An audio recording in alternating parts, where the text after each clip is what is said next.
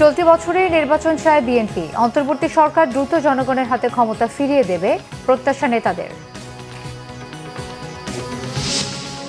স্থানীয় নয়, আগে সংসদ নির্বাচন নিয়ে ভাবছে কমিশন। জানালেন ইসি আব্দুর রহমানেল, আগামী সংসদ নির্বাচন কোনোভাবেই প্রশ্নবিদ্ধ করা যাবে না।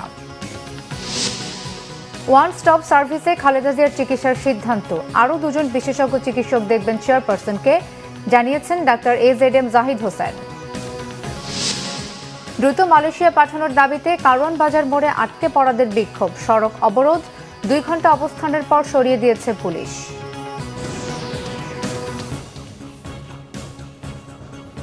দেখছিলেন ক্রাউন 7 সংবাদ শিরোনাম। এবারে বিস্তারিত। 2025 সালের মধ্যেই ভোটের দাবিতে বিএনপির সাথে সমমনা দলগুলো একমত বলে জানিয়েছেন দলটির স্থায়ী কমিটির সদস্য নজরুল ইসলাম খান। সংস্কার করে যত দ্রুত সম্ভব জনগণের ক্ষমতা জনগণের হাতে ফিরিয়ে দেওয়ার কথাও বলেন বিএনপি নেতারা। রিপোর্ট করছেন সিকান্দার রেমান। বিএনপি চেয়ারপারসনের গুলশান কার্যালয়ে খেলাফত মজলিসের নেতাদের সাথে বৈঠক করেন বিএনপি মহাসচিব মির্জা ফখরুল ইসলাম আলমগীর সহ দলের সিনিয়র নেতারা। এ সময় খেলাফত মজলিসের পক্ষ থেকে জানানো হয় 2025 সালের মধ্যেই প্রয়োজনীয় সংস্কার শেষে নির্বাচন দিতে হবে। দেশের মানুষ ভোটের অপেক্ষায় আছে উল্লেখ করে নির্বাচন বিলম্বিত হলে সমস্যা আরো বাড়তে পারে বলে মন্তব্য করেন তারা। একটা জাতীয় নির্বাচন এবং জনগণের হাতে ক্ষমতা ফিরিয়ে দেওয়াটা জরুরি। এর জন্য যেসব সংস্কার প্রয়োজন গুরুত্বপূর্ণ, এই সংস্কারগুলি তো আমরাও চাচ্ছি এবং সেটা যত দ্রুত সম্ভব। এটাকে ঝুলিয়ে রাখা ঠিক হবে না। এটা সংস্কারগুলি করে একটা নির্বাচনের আয়োজন করা, এবং খেলাফত মজলিসের পক্ষ থেকে বলা হয়েছে যে এই কাজটা করার জন্য এই বছরের বেশি সময় লাগার কোনো দরকার নেই। বাংলাদেশের গণতন্ত্রায়ন ও উন্নয়নে বহির্বিশ্ব বিএনপির ভূমিকা শীর্ষক আলোচনা ও মতবিনিময় সভাটি হয় জাতীয় প্রেস ক্লাবে। এতে বিএনপির স্থায়ী কমিটির আরেক সদস্য আমির খসরু মাহমুদ চৌধুরী অবিলম্বে জাতীয় সংসদ নির্বাচনের দাবি করেন। আমরা কতগুলো বিষয়ে আমাদের ঐক্যমত্য প্রয়োজন। একটা হচ্ছে গণতন্ত্র, গণতান্ত্রিক অর্ডার ফিরিয়ে দিতে হবে।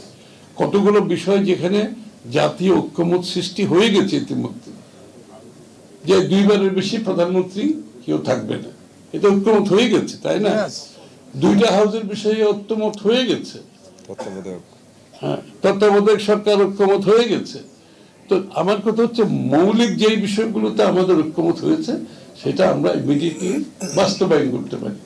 আর যে জায়গায় ঐক্যমত হবে না সেটা করার কারো কোনো অধিকার নাই। এদিকে বিএনপির প্রতিষ্ঠাতা শহীদ রাষ্ট্রপতি জিয়াউর রহমানের মাজারে শ্রদ্ধা নিবেদন করেছেন যুক্তরাজ্য বিএনপির নেতারা।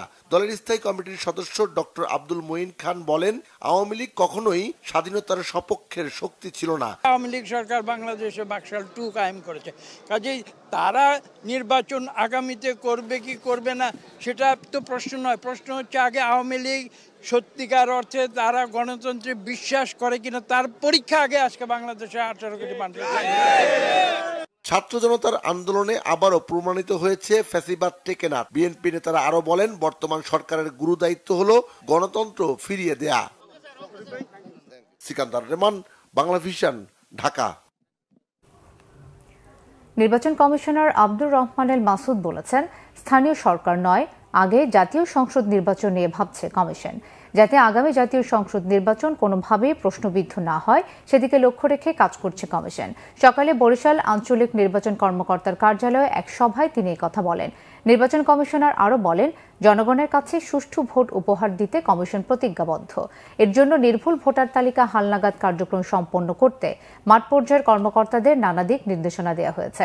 ভুয়া ভোটার থাকলে প্রমাণ সাপেক্ষে বাতিল এবং সবাইকে যথাযথ তথ্য সহায়তায় আহ্বানও জানান নির্বাচন কমিশনার।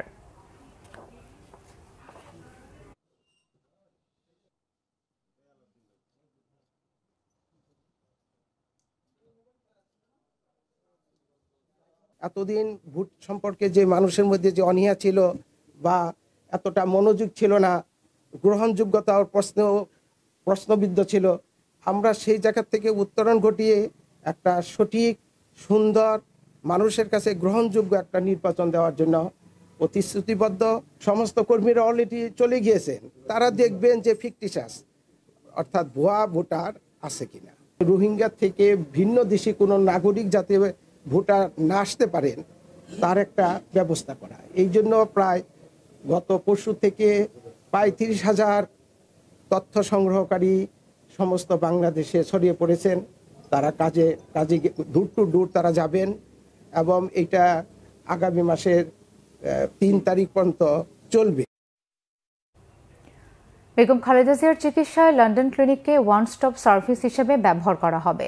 2-1 দিনের মধ্যেই আরও 2 জন বিশেষজ্ঞ চিকিৎসক বেগম জিয়াকে দেখবেন, জানিয়েছেন তার ব্যক্তিগত চিকিৎসক AZM জাহিদ হোসেন। প্রতিদিনের মতো মঙ্গলবারও মাকে দেখার জন্য হাসপাতালে যান বিএনপির ভারপ্রাপ্ত চেয়ারম্যান তারেক রহমান, পুত্রবধূ ডাক্তার জোবায়দা রহমান সহ পরিবারের অন্যান্য সদস্যরা। তারেক রহমান হাসপাতালে আসার ঘণ্টা 2 পর বেগম জিয়ার স্বাস্থ্যের বিষয়ে সাংবাদিকদের ব্রিফ করেন তার ব্যক্তিগত চিকিৎসক ডাক্তার জাহিদ হোসেন। তিনি জানান, বিগত কয়েকদিনের পরীক্ষা নিরীক্ষার ফলাফলগুলো পর্যালোচনা করেছে বাংলাদেশ, যুক্তরাজ্য এবং যুক্তরাষ্ট্রের বিশেষজ্ঞদের নিয়ে গঠিত মেডিকেল বোর্ড। সব ধরনের চিকিৎসা যেন লন্ডন ক্লিনিক থেকে করা যায় সেই পরিকল্পনার কথাও জানালেন ডাক্তার জাহিদ হোসেন।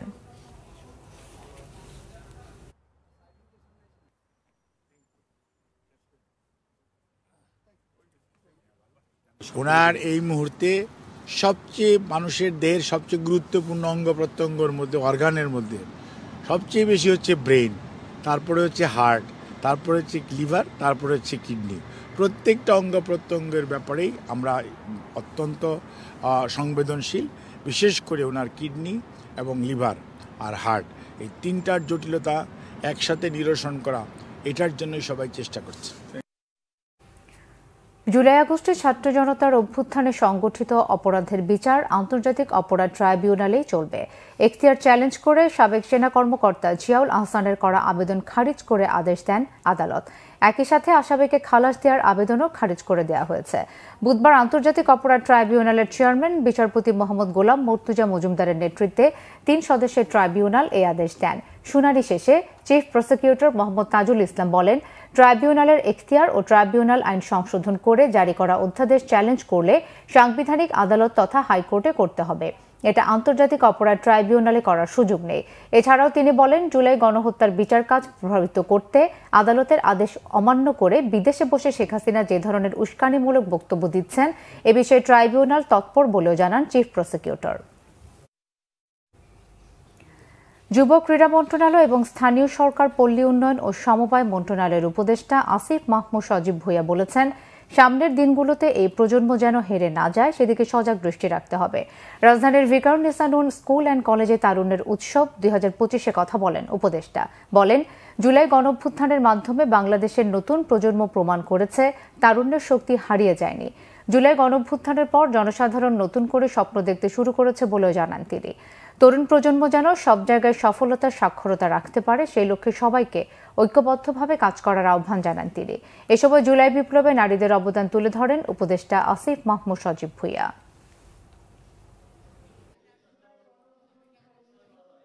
অত্যন্ত একটি ঐতিহাসিক সংকটকালে একটি রক্তক্ষয়ী লড়াইয়ের মাধ্যমে, রক্তক্ষয়ী অভ্যুত্থানের মাধ্যমে আমরা একটি নতুন বাংলাদেশ গড়ার স্বপ্ন দেখতে পাচ্ছি।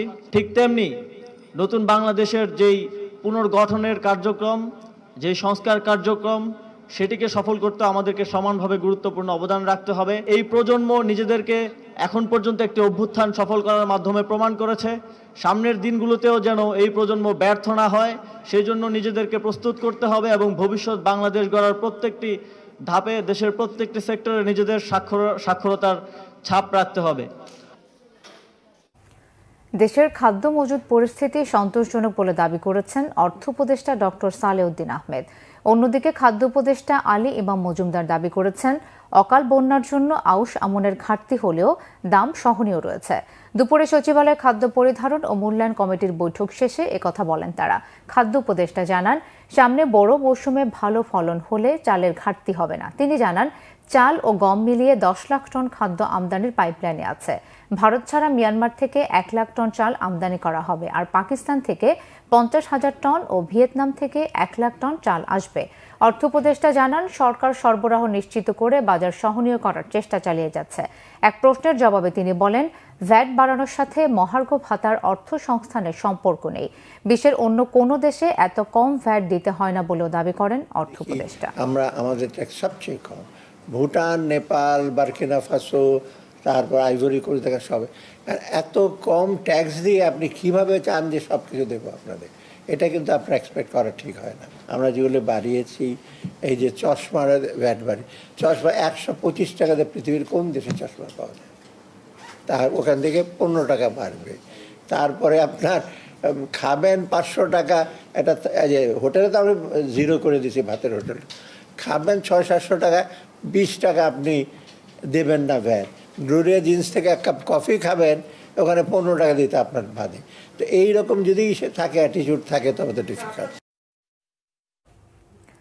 দ্রুত সময়ের মধ্যে মালয়েশিয়ায় পাঠানোর দাবিতে রাজধানীর কারওয়ান বাজার মোড়ে অবস্থান কর্মসূচি করেছে আটকে পড়া 18,000 কর্মীর প্রতিনিধিরা। 2 ঘন্টা অবস্থানের পর পুলিশ তাদের সরিয়ে দেয়। সব প্রক্রিয়া শেষ হওয়ার পরও গেল বছরের 31 মে নির্ধারিত সময়ে পাঠানো যায়নি এই কর্মীদের। বিক্ষোভকারীরা বলেন, মালয়েশিয়ার প্রধানমন্ত্রীর প্রতিশ্রুতি মতো তাদের দেশটিতে পাঠাতে হবে। মিরাজ হোসেন কাজীর রিপোর্ট। রাজধানীর কারওয়ান বাজার মোড়ে 2 ঘন্টা অবস্থানের পর হঠাৎ পুলিশের তৎপরতায় মালয়েশিয়াগামী কর্মীদের এই কর্মসূচিতে উত্তেজনা সৃষ্টি হয়। এ সময় পুলিশের সঙ্গে কর্মীদের কয়েক দফায় বাকবিতণ্ডাও হয়। তাদেরকে কোনো আশ্বাসও দিচ্ছে না। পুলিশ সদস্যরা কর্মীদের সার্কফোয়ারা মোড় থেকে সোনারগাঁও হোটেলের পাশে সরিয়ে দেন। সেখানে রাস্তার পাশে অবস্থান নিয়ে বিক্ষোভ করতে থাকেন মালয়েশিয়ায় যেতে না পারা এই কর্মীরা। তারা বলেন, গেল বছরের 31 মে শেষ সময়ে রিক্রুটিং এজেন্সি ও সাব এজেন্টদের অনিয়মে মালয়েশিয়ায় যাওয়া হয়নি তাদের। এরপর মন্ত্রণালয় থেকেও কোনো সঠিক সমাধান পাচ্ছেন না বলে অভিযোগ কর্মীদের। 7 মাস 22 দিনের ভিতরে আবার টাকা দিয়েছে, 1 লক্ষ টাকা ফেরত দিয়েছে, এখনো 3,80,000 টাকা ফেরত আছে। 1 লাখ টাকা নিয়ে সই করছেন কাগজে? হ্যাঁ, সই করছি। যে আমাকে 4.5 লক্ষ টাকা চেক দিছে ব্যাকডেট দিয়ে, কিন্তু আমি অ্যাকাউন্টে এদের টাকা না, কিন্তু আমাকে চেক দিয়ে বুয়ে চেক দিয়ে আমার থেকে কিন্তু সিগনেচার দিছে। কারা দিছে? Sub agent. মোট 6 লক্ষ টাকা দিছি। মানে ফেরত দিছে এখন পর্যন্ত কোনো টাকা? পয়সা ফেরত দিছেন আমারে। মন্ত্রণালয়ে যে দরখাস্ত করতে বলছিল তখন কি করছিলেন? দরখাস্ত আমি করছি, সময় জমা দিতে। হ্যাঁ, দরখাস্ত করছি। এজেন্সির কাছে বারবার গেছি, এজেন্সি আমাকে বলছে তোমার কাছে আমার লস হয়েছে 1.5 লাখ টাকা, এখন তোমাকে আমি 5 সেক্টরে পাঠাবো, তোমাকে আরো 1.5 লাখ টাকা দিতে হবে। গেল বছরের 4 অক্টোবর মালয়েশিয়ার প্রধানমন্ত্রী আনোয়ার ইব্রাহিমের ঢাকা সফরে এই 18,000 কর্মীকে নেয়ার আশ্বাস দিয়েছিলেন তিনি। দ্রুত সেই আশ্বাসের বাস্তবায়ন চান আটকে পড়া কর্মীরা। প্রত্যেকজন 6 থেকে 7 লক্ষ, 5 লক্ষ, অনেকে অনেক ধরনের টাকা দিয়েছে। ঠিক, আমরা বলতে চাই যাদের ই ভিসা হয়েছে এবং যাদের ম্যান পাওয়ার হয়েছে, ই ভিসা সহ ম্যান পাওয়ার হয়েছে, প্রত্যেকেই ভুক্তভোগী, প্রত্যেককেই নিয়ে যেতে হবে। ভাই, আমাদের বিএমএটি ক্লিয়ার হয়েছে, সব কিছু ক্লিয়ার হয়েছে, ম্যান পাওয়ার হয়েছে, সব কিছু হয়েছে, ভিসা হয়েছে, টিকিট দিছিল, শুধু টিকিটটাই দেয় না, টিকিট দিছিল। মন্ত্রণালয় বলছে, সরোয়ার স্যার বলছে যে তোমরা জানুয়ারি মাসে তোমাদের টাকা ফেরত দিব এবং ফেব্রুয়ারি মাসের ভিতর তোমাদের মালয়েশিয়া পাঠাবো, এই আশ্বাস যে আমাদের রাখছে। এদিকে কর্মীদের অবস্থান কর্মসূচি ঘিরে কারওয়ান বাজার মোড়ে বিপুল সংখ্যক পুলিশ মোতায়েন করা হয়। রাস্তায় যান চলাচল স্বাভাবিক রাখতে কর্মীদের প্রধান সড়ক থেকে সরিয়ে দেওয়ার কথা জানান পুলিশ কর্মকর্তারা। অনেক রোগীকে হাসপাতালে নেওয়া লাগছে, তো যানজটে তাদের অনেক ক্রিটিক্যাল অবস্থা হচ্ছে। তো সেই ক্ষেত্রে আমরা ওনাদেরকে রিকোয়েস্ট করেছিলাম যে আপনারা দ্রুত এখান থেকে ফুটপাতে এসে আপনারা আপনাদের সমাবেশটি করেন। তো ওনারা একটু সময় চেয়েছিলেন, পরবর্তীতে ওনারা যখন সিদ্ধান্ত নিতে পারেন নাই তখন আমরা ওনাদের রিকোয়েস্ট করে রাস্তার ধারে সরিয়ে দিয়েছি। কারওয়ান বাজার মোড় থেকে বিক্ষোভকারীরা দুপুরের দিকে প্রবাসী কল্যাণ ভবনের সামনে গিয়ে বিক্ষোভ করেন। মিরাজ হোসেন গাজী, বাংলা ভিশন, ঢাকা। এই ছিল এখনকার মতো। পরের সংবাদ সন্ধ্যে 6টায়, এর আগে 5টায় রয়েছে নিউজ টপ 10 দেখার আমন্ত্রণ রইল। এছাড়া বাংলা ভিশন সংবাদ ও সংবাদ সংশ্লিষ্ট অনুষ্ঠান দেখতে ভিজিট করুন www.bvnews24.com ও facebook.com/banglavisionnews এবং সাবস্ক্রাইব করুন youtube.com/banglavisionnews। ধন্যবাদ সবাইকে।